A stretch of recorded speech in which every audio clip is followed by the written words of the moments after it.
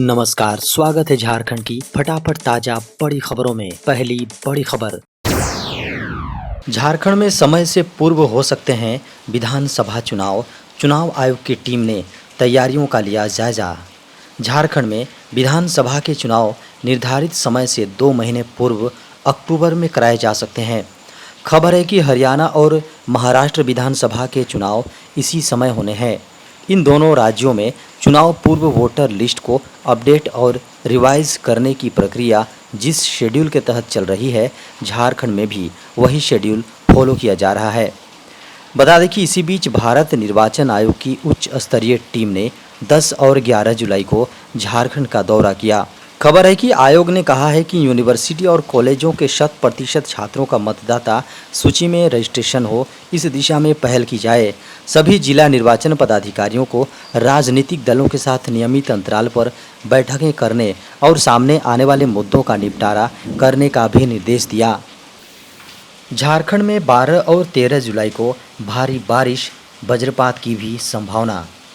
मौसम विभाग की माने तो झारखंड में 12 जुलाई को उत्तर पूर्वी भागों देवघर, दुमका, जामताड़ा, पाकुड़, गोड्डा और साहेबगंज में भारी बारिश को लेकर अलर्ट जारी की गई है। खबर है कि इस दौरान झारखंड में कहीं कहीं गर्जन के साथ वज्रपात होने की भी संभावना है। बता दें कि वहीं 13 जुलाई को झारखंड के मध्य एवं निकटवर्ती उत्तरी भागों में कहीं कहीं पर भारी बारिश की संभावना है। वहीं शनिवार को राजधानी रांची समेत रामगढ़, बोकारो, हजारीबाग, गिरिडीह और धनबाद में भारी बारिश को लेकर अलर्ट जारी किया गया है।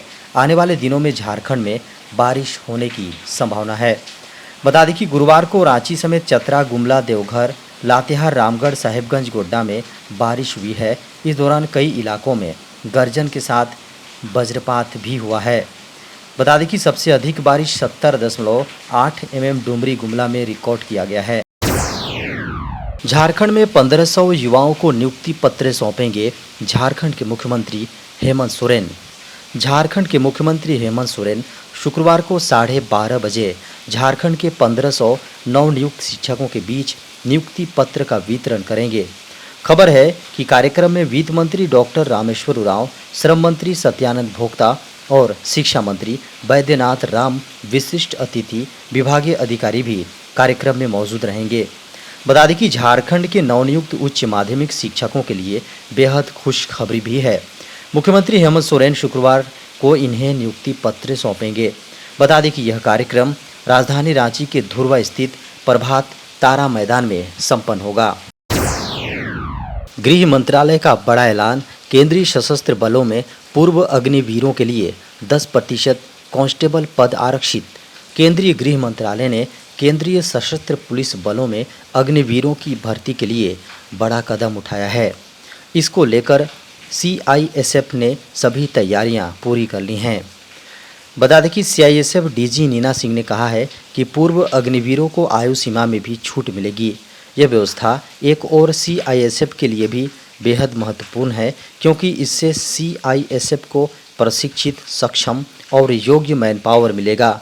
इससे फोर्स में डिसिप्लिन होगा। उसी तरह इससे पूर्व अग्निवीरों को CISF में सेवा देने का मौका मिलेगा। बता दें कि CISF की डीजी नीना सिंह ने कहा है कि अब कांस्टेबल भर्ती में 10% पद पूर्व अग्निवीरों के लिए आरक्षित रहेंगे। साथ ही उन्हें शारीरिक दक्षता परीक्षा में छूट दी जाएगी। नीट मामले की सुनवाई टली, अब सुप्रीम कोर्ट में 18 जुलाई को सुना जाएगा केस। नीट मामले की सुनवाई गुरुवार को टाल दी गई है। अब इस मामले पर सुनवाई 18 जुलाई को की जाएगी। इस मामले से जुड़ी 43 याचिकाएं कोर्ट में सूचीबद्ध हैं। CJI चंद्रचूड़ की अगुवाई वाली बेंच इस मामले की सुनवाई करेगी। खबरों की माने तो बीते दिन केंद्र सरकार ने मामले पर अपना हलफनामा दायर किया। हलफनामे में बताया कि पेपर लीक बहुत कम लेवल पर हुई है, इस कारण दोबारा परीक्षा आयोजित करना सही नहीं है। बता दें कि नीट मामले पर केंद्र सरकार ने सुप्रीम कोर्ट में हलफनामा दाखिल किया है। हलफनामे में कहा गया है कि IIT मद्रास ने डेटा एनालिसिस किया और उस डेटा में कोई असामान्यता या कोई सामूहिक गड़बड़ी नहीं दिखी। साथ ही केंद्र ने उठाए गए सभी मुद्दों पर विचार करने के लिए 7 सदस्यीय एक्सपर्ट पैनल गठित करने का प्रस्ताव भी रखा ताकि भविष्य में इस तरह की कोई पेपर लीक समस्या न पैदा हो। वहीं आगे बताया कि काउंसलिंग प्रक्रिया जुलाई के तीसरे सप्ताह में शुरू होकर 4 चरण में आयोजित की जाएगी। यदि किसी उम्मीदवार के बारे में यह पाया जाता है कि उसने किसी गड़बड़ी से लाभ उठाया है तो ऐसे उम्मीदवार की काउंसलिंग प्रक्रिया के दौरान या उसके बाद भी किसी भी स्तर पर नामांकन रद्द कर दी जाएगी। इसी सप्ताह शुरू हो सकता है झारखंड का दूसरा ग्राम न्यायालय। झारखंड का दूसरा ग्राम न्यायालय राजधानी रांची जिले के मांडर ब्लॉक में खुलने वाला है। झारखंड का पहला ग्राम न्यायालय कोडरमा जिले के तिलैया 27 फरवरी 2016 को शुरू हुआ। जी हाँ, 16 को शुरू हुआ था। झारखंड के दूसरे ग्राम न्यायालय का उद्घाटन झारखंड उच्च न्यायालय के चीफ जस्टिस इसी सप्ताह कर सकते हैं। खबर है कि झारखंड में इस तरह के 6 ग्राम न्यायालय खोले जाने हैं, लेकिन अब तक मात्र 1 ग्राम न्यायालय ही काम कर रहा है। ग्राम न्यायालय खोलने का उद्देश्य लोगों को स्थानीय लेवल पर ही न्याय दिलाने की है।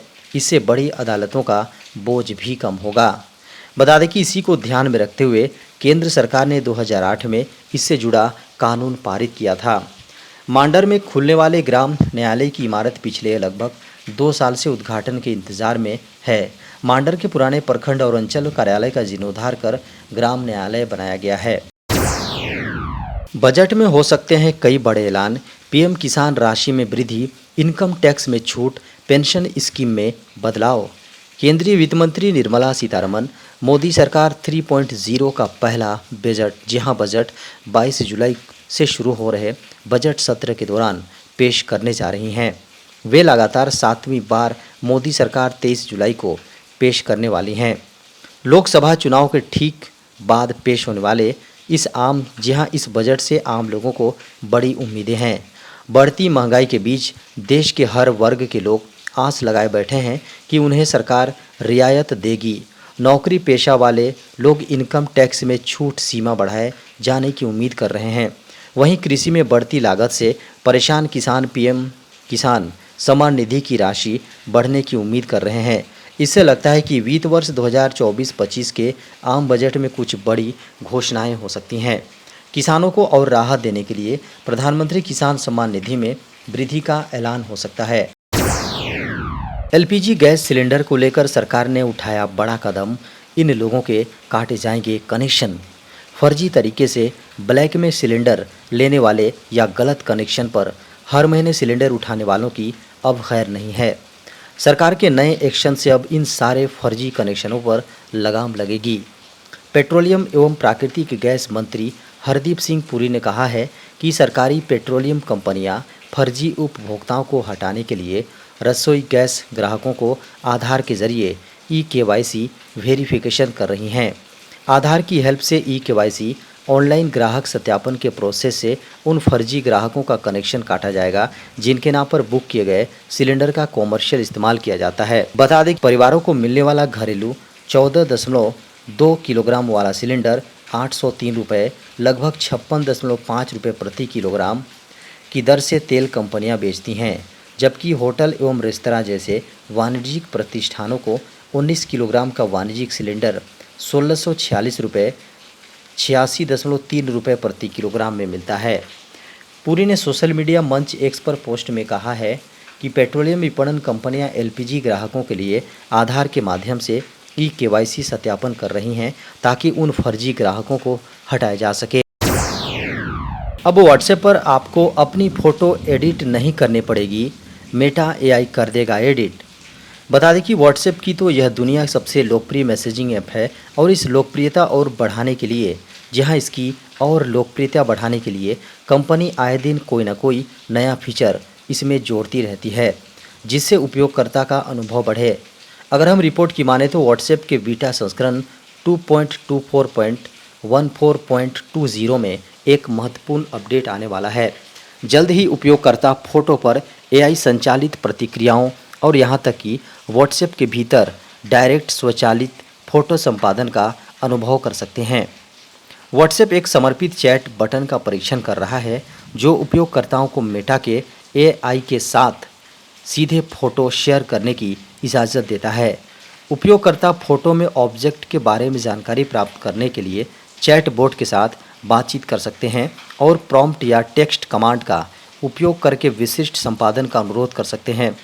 बता दें कि व्हाट्सएप पर आने वाली एआई सेवा वैकल्पिक होगी, जिसके लिए उपयोगकर्ता को उपयोग करने से पूर्व ऑप्ट इन करना होगा।